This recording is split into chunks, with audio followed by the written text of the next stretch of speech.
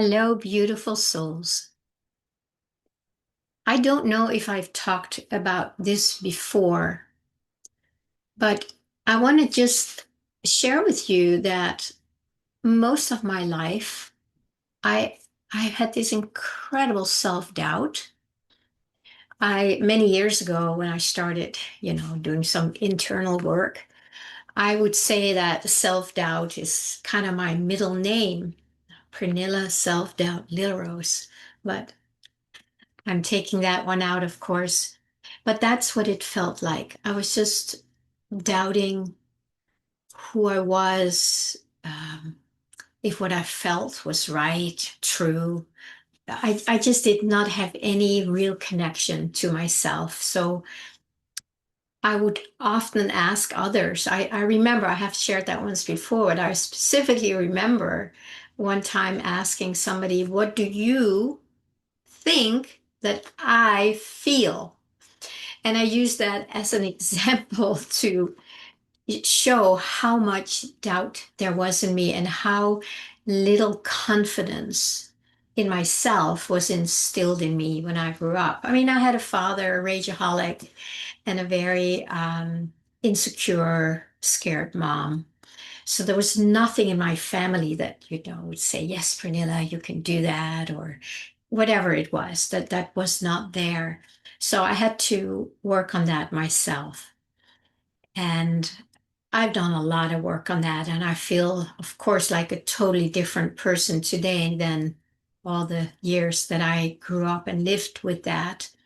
I can still feel snippets around it, not as who I am just in life, but there has been this underlying deep doubt about what I really am here for. And I kind of want to tie that into light workers, us light workers, and how easy it is to doubt who we are, what we are, why we're here, why we're here at this time. And in the background, inside of this being and body, there was always a kind of a wanting to just be in the background and be that energy of the divine that just oozes out because I am resting in it. It's like I'm in this pool of the divine. And because of that, it just oozes out. I don't need to go out there and do something. And that's been with me for a long, long time. But I didn't really know what that meant, and how do you make a living in the world by just being behind the scenes. And I also remember when I was learning this, when I still lived in Denmark, I was learning this specific facial massage that would help people's basically you look younger. You would work very gently on the muscles and release them, and people would actually look younger. So I remember sitting there working on somebody and I just felt, oh, I can just be here, rest in and as God, let it ooze out. And my clients would never know what actually happened because I knew that that energy was doing something. And so there have been more of that. I also remember I was taking another massage class, I think, and one of the assistants there, she would kind of just sit in the back of the room most of the time. And then afterwards, when I talked to her, she says, yeah, I just like to sit when there are these courses, just sit here and just allow the energy to do the work. That's how I'm paraphrasing it now. And then she says, and when we leave, that energy is left behind here for the next people who enter. And it just really touched me. I thought, wow, that is so amazing. So when I look back, I would say the signs were always there, but I didn't know what to do with it. How am I going to do? Who's going to pay my rent if I'm just sitting in a corner oozing, right? So, of course, I was learning a lot of things. And in that process, that's been a dismantling of that whole structure of the doubt, the separate sense of self. I talked about that yesterday quite a bit. That separate sense of self, that is the doubt. That is the one doubting itself, doubting herself, because there was no connection to the divine. There was a connection to the divine, but not enough to kind of dissolve that. And that's been my journey to just keep stabilizing here in the coherence, in the oneness, in the presence of my own divinity, while allowing that energy to dissolve this separate sense of self or this false self. That's my journey. That's basically what I'm here for, and that's what I help others do. Not that everybody is ready to step into that right away and just like, okay, here we are, let's dissolve that false sense of self. It doesn't work that way, of course. It didn't work that for me, even though I had a deep longing for it. So I had to do all the work, all the steps, till I finally could just like, okay.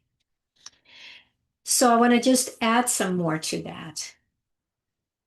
Because the more I just started grounding in my beingness, my presence, my frequency, it became more and more clear that there's not a lot for me to do here except being that, because it became more and more solid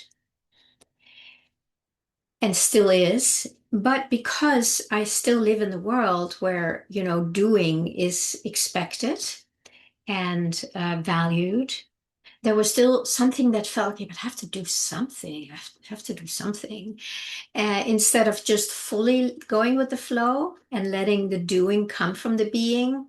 So that was another phase of my life. And that was also what led me to start my YouTube channel some years ago, where I just decided I'm just going to let it flow and see what it's like. No preparation, no editing, none of that, no censoring, just to kind of take a deeper dive into my presence, my divine frequency, and see what happens. And so that whole process has been very, very powerful. And there's another piece to this that's been more recent, where in a few conversations in different situations, and where some of it was reflected back to me, it became very clear that what I am here for is to help dissolve that false sense of self for those who want that. And that was very hard for me to own that. So there was still that doubt, like, can that be true? Is that enough? But who am I? Who am I? See, who am I? Well, the one asking who am I is, of course, that separate sense of self still, who is doubting herself. And she can't do this. It's not her. It's not like, who am I? Well, who am I is the one who's trying to, make it all work out here. But who I am truly is that energy that naturally dissolves whatever is left here as a separate sense. And then also those who, I don't know, come to my channel, come to me as a client, friends. It's been very, very hard for me to own that. And the reason I'm saying that is, of course, that I have a feeling that I'm not the only one. And sometimes to speak it and for others to hear it, there will be a resonance. So in my own process, not too long ago, I have felt another really deep shift where I feel I've dropped deeper into the knowing and embodying that solidness of my presence. I have felt that it has grown and grown and grown in my experience. Of course, it can't grow because it's already everything. But in my experience, that felt sense of presence has grown and grown over the years because it's been pushing out what's not me. That's a long process. I hope it's not as long for other people because it's been a long ride.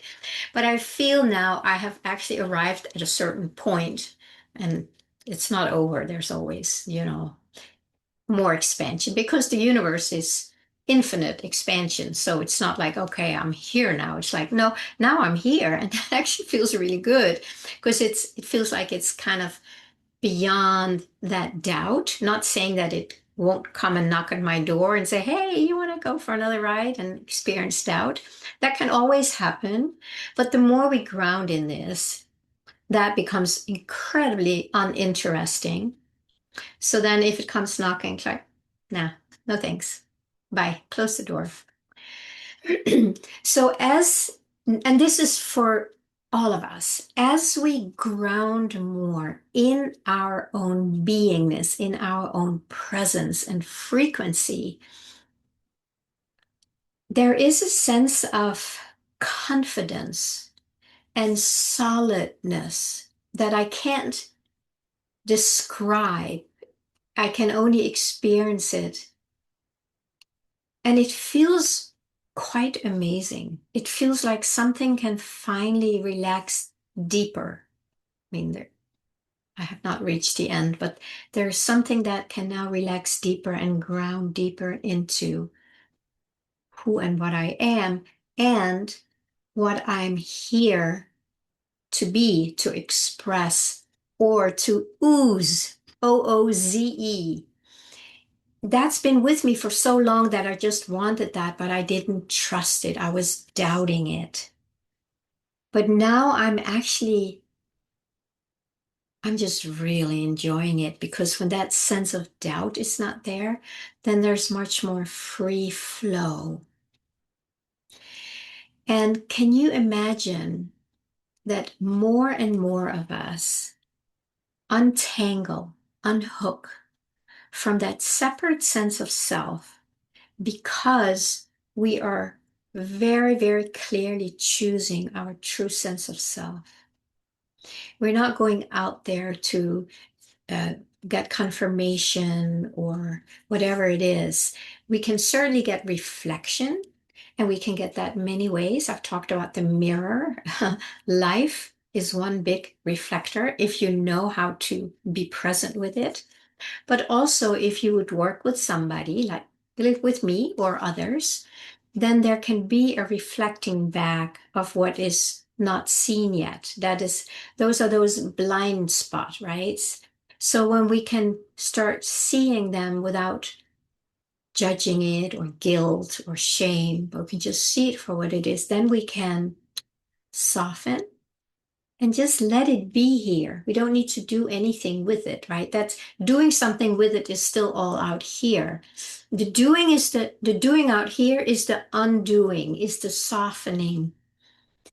And then there's like, okay, so now I'm going to let it just be here. I'm going to allow it, and I'm going to just be in my frequency. And that can be for a moment or for a long time. I don't know. It depends. It's all different for each of us and for each layer that shows up. But that's how we start bringing that energy that we have been basically losing. Yeah, we've been losing that energy because we've been giving it away to this separate sense of self. So now we claim that back, and now we can place it in here. And that gives us even more solidity and confidence. And then eventually that outer thing, it doesn't have much power anymore because we're not feeling it anymore. And then there is a sense of solidness that is really wonderful to rest in. And in that, there, there will also be a sense of knowing what this presence is doing here, not as doing, but as being. Right? We have been so identified with the human doing, and we've forgotten about the human being. So it's learning to be that. And the more we are not engaging in the doing, not to say we don't do things, I do tons of things. You should see my garden. I grow my own food, but it's the doing to try and make things happen, from a separate sense of self. So the more we let that go, then this beingness will naturally start guiding us and bringing things to us because we're not putting any blockages in the way. So there is something really, really powerful about learning to trust that deep longing that I often talk about. Like, I, I just want, let's say, want to be an open vessel for the divine. And then when nothing happens right away, then we leave it and we start trying to figure it out again. So that's a lot of the work that I also had to go through. Just like, oh, I'm doing it again. Darn. And then I have to remember that I don't want to do that anymore. I want this.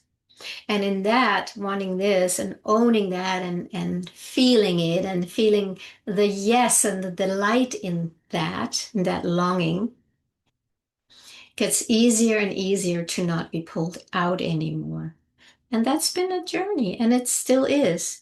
But there's these, on this journey, there's suddenly we land somewhere where we can rest for a while and just enjoy it. Like, oh, it feels so good to, in my case, to not doubt this, to really own that, yeah, I am here to help dissolve the false self in those who are looking for that, who are longing for that, and who keep getting stuck still by leaving their longing, right? And they try again. So there is something very, very sweet in that for me.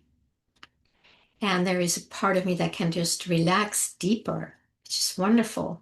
So with this little YouTube today, just think about how can you relate to this? Is there a part of you that maybe you've always known that there was something you wanted to be or become or express? I'm not talking about doing, that's a lot of the marketing, like what if you always wanted to do or, things like that. It's the feeling underneath that you really deeply long for. That's where the divine is coming up and beginning to fill itself full as you when you let it, And that's, of course, that's the work we all need to do if that's what we want.